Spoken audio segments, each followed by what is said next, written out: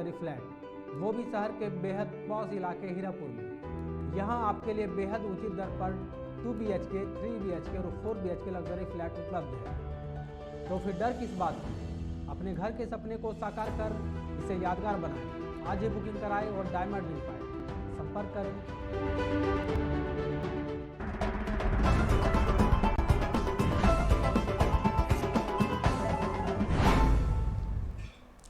नमस्कार, 99 न्यूज़ में आपका स्वागत है। मैं हूं आपके साथ शंकर कुमार। बाघमारा की भूली क्वार्टर निवासी रंजीत कुमार रवानी से बीती रात हथियारबंद बदमाशों ने बाइक और पैसे की छिनतई कर ली। रंजीत ने घटना की लिखित शिकायत महुदा थाना में दी है। भुक्तभोगी ने बताया कि 9 फरवरी की रात 9 बजे अपने बाइक से इलेक्ट्रो स्टील मैदानता सियालजोरी जा रहे थे। तभी बारकी पुल स्थित मजार के पास एक बाइक सवार 3 लोग आए और मुझे हथियार दिखाकर जान से मारने की धमकी दी। बदमाशों ने मेरी तलाशी ली और पर्स निकाल लिया, जिसके बाद मोबाइल और गाड़ी की चाबी भी छीनकर बाइक लेकर महुदा बासरी की ओर ले भागे। वहीं घटना की सूचना पाकर महुदा पुलिस मामले की जांच में जुट गई है।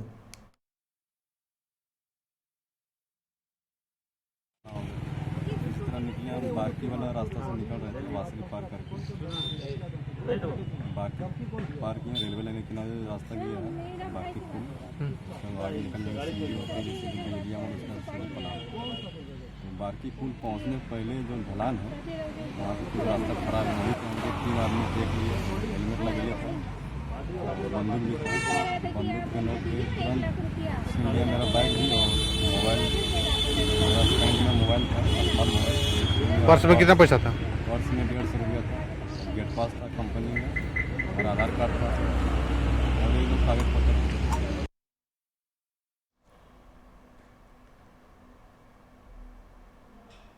वासीपुर में जमीन कारोबारी और फहीम खान गुट के करीबी नन्हे अंसारी हत्याकांड में आरोपित प्रिंस खान के भाई वारंटी बंटी खान को एक तरफ धनबाद पुलिस खोज सरगर्मी से खोज रही है, वहीं बंटी खान खुलेआम नई दिल्ली में राजनीति की गलियों में सैर सपाटा कर रहा है। सोशल मीडिया पर वायरल एक तस्वीर ने पुलिस के कान खड़े कर दिए हैं। बुधवार को नई दिल्ली में कांग्रेस के राष्ट्रीय महासचिव तारिक अनवर से नन्हे हत्याकांड का आरोपी बंटी खान अपने धनबाद और बोकारो के शुभचिंतक नेताओं के साथ मिलने पहुंचे थे।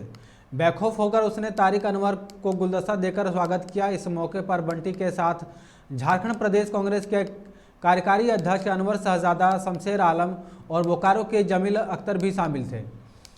बेखौफी का आलम यह है कि बंटी के वारंटी होने की खबर पता होने के बाद भी जमील अख्तर ने अपने फेसबुक पेज पर धनबाद के शमशेर आलम के साथ 25 लोगों को टैग करते हुए भी पोस्ट किया। कुछ देर बाद जब इस पोस्ट पर हंगामा शुरू हुआ तो इस पर पोस्ट को डिलीट कर दिया गया। पुलिस प्रिंस खान के साथ साथ हत्याकांड के सभी आरोपियों को खोज रही है। इस तस्वीर के वायरल होने के बाद धनबाद पुलिस तारिक अनवर से बंटी के साथ मिलने वाले अनवर शहजादा, शमशेर आलम और बोकारो के जमील अख्तर से पूछताछ करने की तैयारी में है। पुलिस इनसे यह जानने की कोशिश करेगी कि यह बंटी में से किसके साथ नई दिल्ली में ठहरा हुआ था, वह कितनों दिनों तक इनके साथ रहा। चर्चा है कि संथाल परगना के एक विधायक ने बंटी से तारिक अनवर को मिलवाने का इंतजाम किया।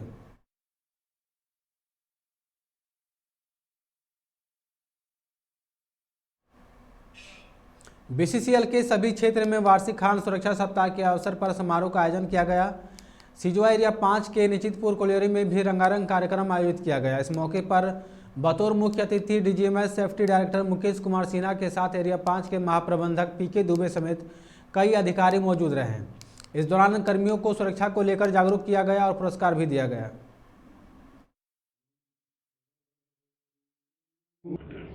वार्षिक खान सुरक्षा सप्ताह ये हर एक वर्ष मनाया जाता है और इसमें एक सप्ताह का कार्यक्रम होता है और ये बीसीसीएल, सेल और टाटा ये तीनों कंपनी मिल करके इसको सेलिब्रेट करती है और इसमें विभिन्न माइंस के पदाधिकारी हैं और कर्मचारी के साथ में मिल करके टीम बनाई जाती है और वो टीम अलग अलग खदानों में जाके उसका निरीक्षण करती है। निरीक्षण के साथ साथ पब्लिसिटी, प्रोपेगेंडा और सेफ्टी अवेयरनेस बढ़ाने का काम करती है। एनुअल सुरक्षा सप्ताह है और सुरक्षा के प्रति जागरूकता का एक उदाहरण प्रेस निश्चितपुर खास करके सिजवा एरिया बराबर करते रहा है, इस बार भी किया है और हम लोग का पूरा प्रयास रहता है कि सुरक्षा को ध्यान में रखते हुए उत्पादक और उत्पादकता बढ़ते रहे और कोल इंडिया में निश्चितपुर और सिजुआ एरिया का नाम रोशन हो।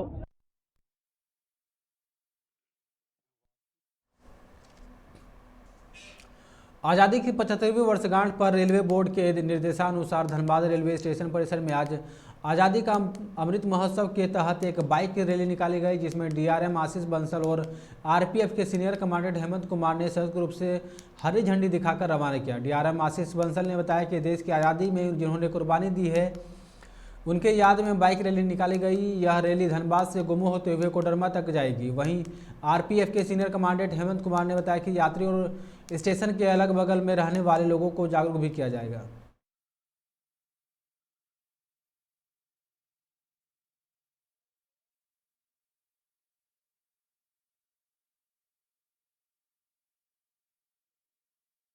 महोत्सव इसका 75वां हम ये मना रहे हैं अपना आज़ादी का।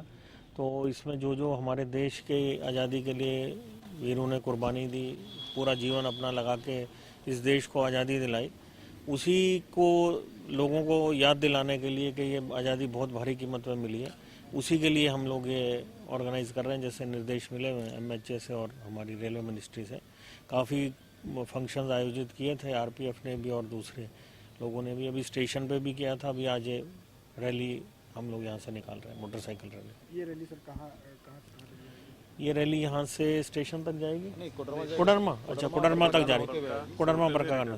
देखिए, ये रेलवे सुरक्षा बल की तरफ से आज़ादी का अमृत महोत्सव 75 साल की वर्षगांठ पे देश के हम लोग मना रहे हैं और उसमें आज डिफरेंट कार्यक्रम उन्होंने करा है। उसमें आज जो हम लोग कर रहे हैं उसमें बाइक रैली निकाल रहे हैं।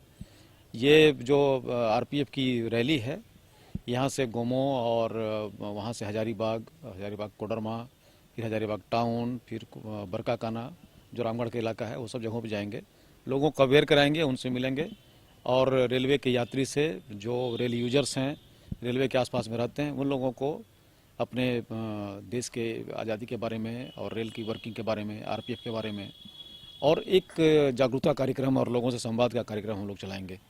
और एक बेसिकली एक जो स्वतंत्रता का जो 75वां साल है उसके उपलक्ष्य में ये सारे कार्यक्रम। निरसा थाना क्षेत्र के अंतर्गत मुंगवा स्टेशन रोड में देर रात एक कैटरिंग के काम करने वाले व्यक्ति रवि अधिकारी को किसी अज्ञात अपराधी ने पीछे से गोली मार दी, जिससे वह गंभीर रूप से घायल है।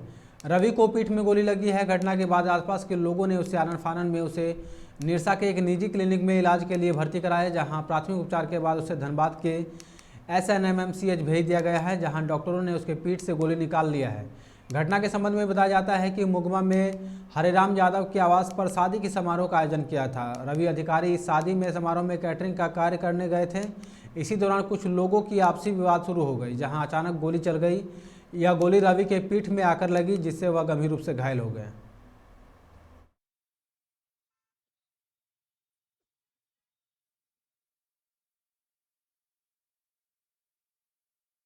देखिए, एक रवि अधिकारी नाम का व्यक्ति है जो केटरर का काम करता है। वो कल रात में एक संतोष यादव करके मुगमा में है, जिसकी शादी थी और बहु भोज था। उसमें वो केटरर का काम करके रात 10:30 बजे हाई स्कूल के पास एक गुमटी के पास रुका हुआ था बारिश के कारण, और बारिश के कारण रुका हुआ था तो कुछ आवाज़ हुआ। तो इस लोग 4-5 आदमी थे, लेकिन ये लोग समझ नहीं पाया कि क्या बात है। तब तक थोड़ा देर के बाद करता है कि मुझे पीठ में दर्द हो रहा है। तो लोग खोला, उसका कपड़ा खोला तो देखा कि खून बह रहा है। तो तुरंत इसको कहीं अस्पताल में ले गया, प्राइवेट अस्पताल में इलाज के लिए। ये लोग समझा कि कुछ रड में घुसा हुआ है, लेकिन वहाँ डॉक्टर जब एक्सरे किया तो बताया कि इसमें गोली फंसा हुआ है। तो ये लोग नहीं जान रहे हैं कि गोली किसने चलाया और काहे चलाया। हम जब उनसे पूछे कि कोई दुश्मनी है तो वो लोग नहीं बताए कि नहीं, हम लोगों को किसी से कोई दुश्मनी नहीं है। तो इसमें जांच कर रहे हैं, FIR दर्ज हुआ है।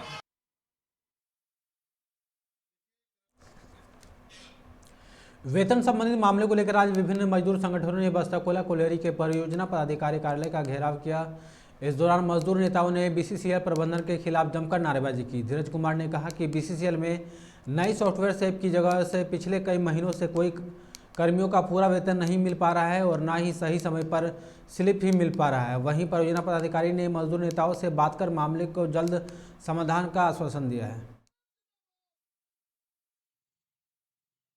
बस्ता कोला गोदरी है, बस्ता कोला क्षेत्र का। यहाँ पर जो है सेफ के चलते बहुत से एम्प्लॉई का जो है किसी का 10,000 सैलरी आया है, किसी का 4,000 आया है, किसी का 5,000, बहुत आदमी का जीरो भी हो गया है। हम लोग मजदूर को लेकर इसीलिए लड़ाई लड़ रहे हैं कि भाई सबको कम से कम पेमेंट दिया जाए। इसको बच्चा का एडमिशन कराना है, क्या नाम है, बैंक का लोन है, कहाँ से भरेगा। लेकिन प्रबंधन जो है अभी हाथ पर हाथ लगे बैठा हुआ है, कोई इस पर सुनवाई नहीं हो रही। इसी के लिए हम लड़ाई लड़ रहे हैं। इस महीना से नहीं, आज ये लगभग 3 महीना से ये गड़बड़ी चल रही है।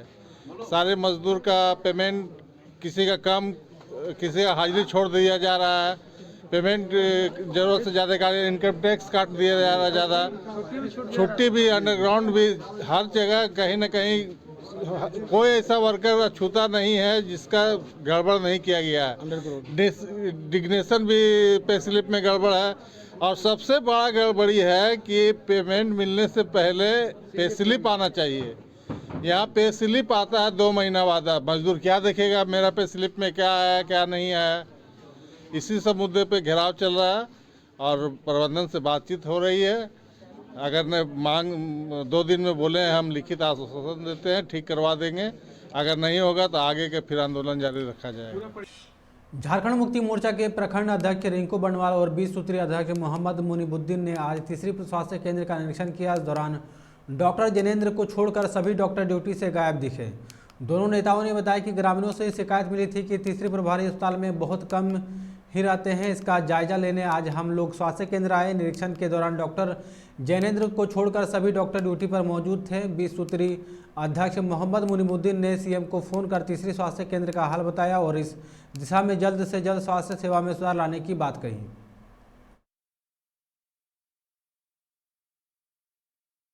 ग्रामीणों के द्वारा शिकायत मिला था कि हॉस्पिटल में प्रभारी सप्ताह में लगभग 1 दिन आते हैं, 5-6 दिन नज़ारत रहते हैं यहाँ पे।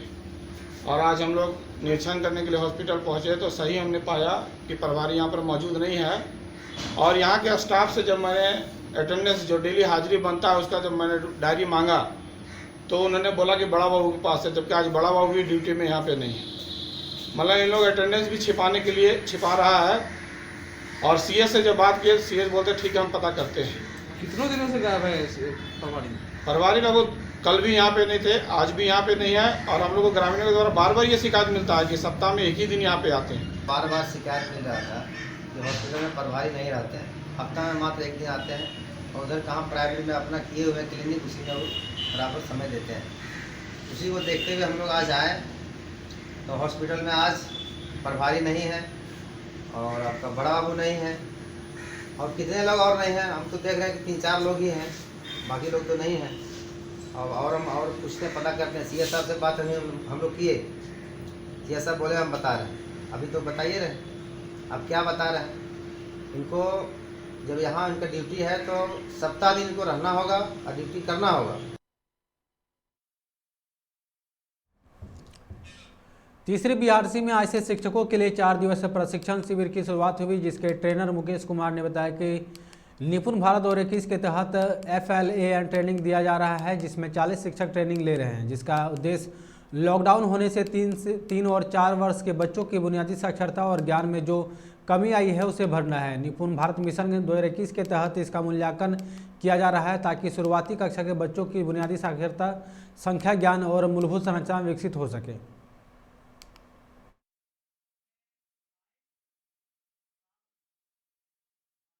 भारत मिशन 2021 के तहत FLAN 3.0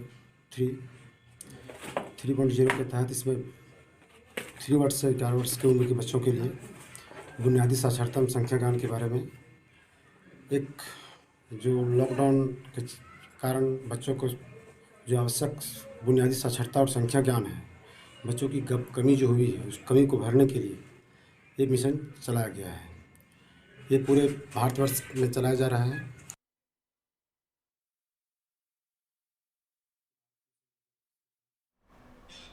खबरों में फिलहाल इतना ही। आप देखते रहे 99 न्यूज़। नमस्कार।